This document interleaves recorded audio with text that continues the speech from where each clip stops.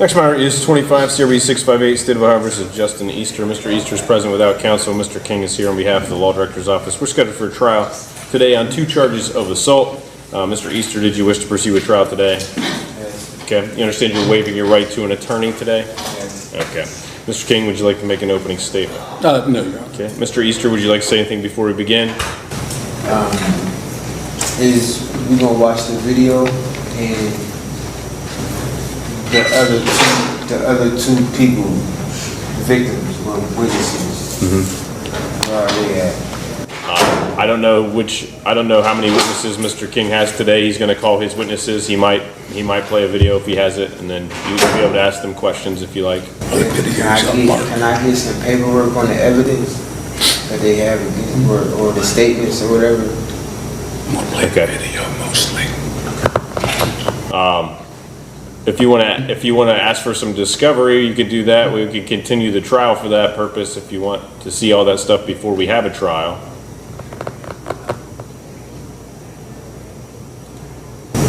This just happened. Ladies and gentlemen, today's courtroom case is one of those situations where a bad decision turns into an absolute disaster. What started as a bartender's very first day on the job quickly spiraled into a confrontation involving assault allegations, multiple witnesses, surveillance footage, and a defendant who chose to represent himself in court. And if you've watched enough courtroom cases, you already know that representing yourself rarely ends well, especially when video evidence is involved. According to the testimony, a bartender was simply trying to do her job when a customer allegedly refused to leave the premises after bringing outside alcohol into a licensed bar. What happened next would allegedly leave multiple people assaulted and eventually land the defendant in front of a judge facing criminal charges. But here's where things get interesting. The defendant insists that he was actually the victim, claiming that everything he did was self-defense. The prosecution, however, paints a very different picture, one involving punches, thrown furniture, and frightened patrons trying to protect one another. As we go through this case, pay close attention to the surveillance footage, the witness testimony, and especially the defendant's own statements. Sometimes the strongest evidence in a courtroom isn't what the witnesses say, it's what the accused says when trying to explain their actions. By the end of this hearing, the judge will have to decide whether this was self-defense or simply an out-of-control confrontation created by the defendant himself. Let's get into it. Okay. All right. Did you want to say anything else before we begin? No? Okay. Mr. King, may call your first witness. Ms. Desmond. Right up here to the witness stand, please. In a little bit.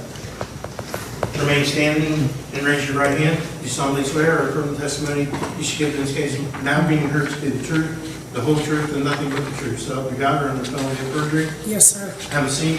State your full name, spell your last name, My name is Gwendolyn Desmond, D-E-S-M-O-N-D. and state your full home address.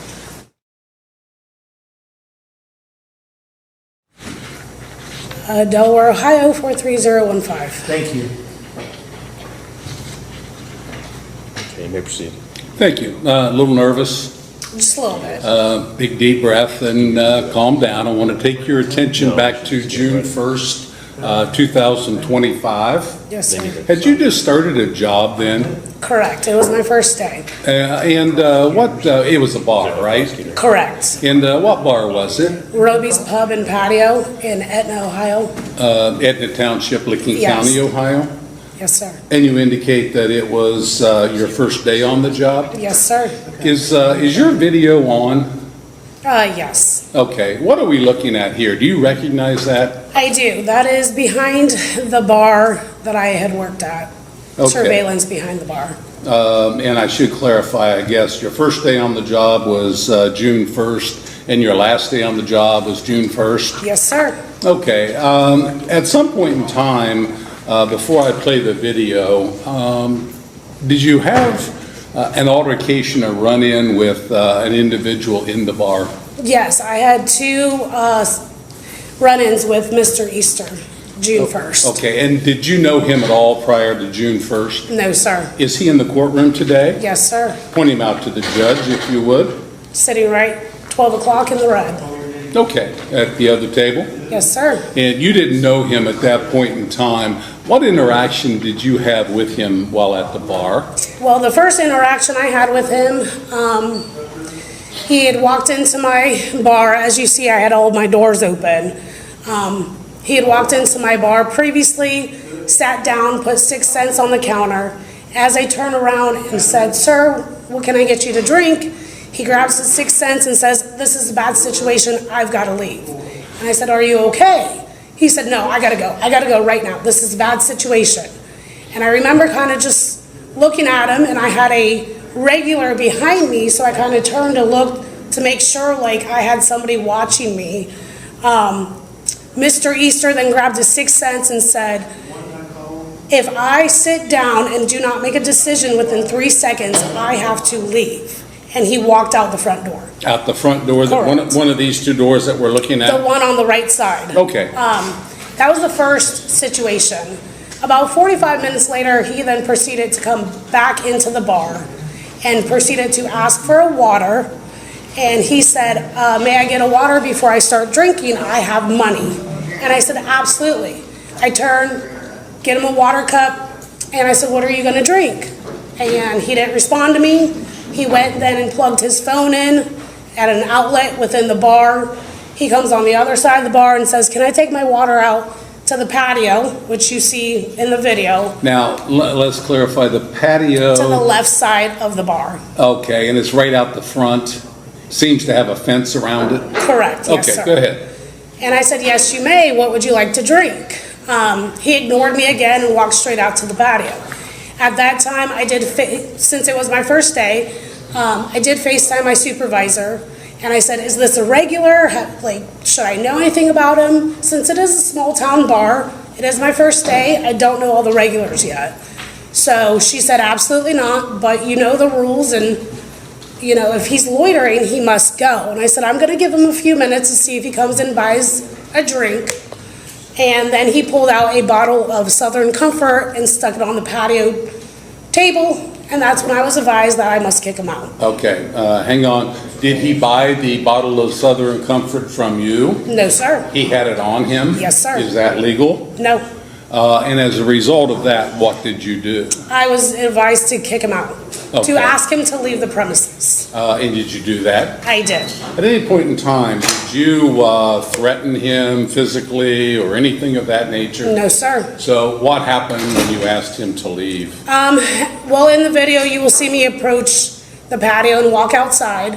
I did stay my distance because I know better. I did say, "Sir, unfortunately, I will have to ask you to leave." And he was sitting there crying, talking to himself, and he said, "Is it because I'm crying?" I said, "No, sir, it's because you brought liquor into a bar and I can lose my job. So I'm going to have to ask you to please leave the premises." And at that point, he just decided to assault me. And What do you once mean assault you? he ended up getting in my face, started yelling at me.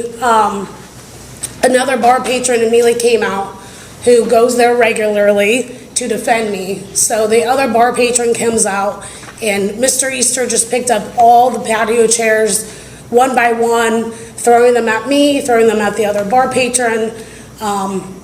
It was so chaotic that the bar patron ended up falling a few times. Mr. Easter lost his shoe at one point and begged the bar patron to give him back his shoe.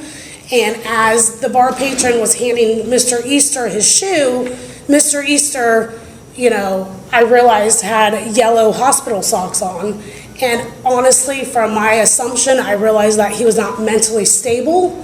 So I ran into the bar and I grabbed his phone out of the outlet he had plugged his phone into, and I threw out of the patio. And I said, "Sir, you need to leave the premises. He's yelling about his phone." I said, "Your phone's in the yard. Please go find it." He refused to leave the premises, and Did he ever punch you? yes, twice in my face and threw a bar stool at me. Did the bar stool hit you? Yes, sir. Did either being punched in the face or being hit with the bar stool hurt? Yes, sir.